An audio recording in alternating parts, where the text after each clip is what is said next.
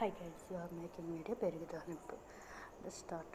First of all pan పెట్టేసుకున్న తర్వాత అందులో కొంచెం పోపు గింజలు వేసుకుని నెక్స్ట్ కరివేపాకు నెక్స్ట్ ఎండుమిర్చి అన్నీ ఫ్రై చేసుకుంటాం.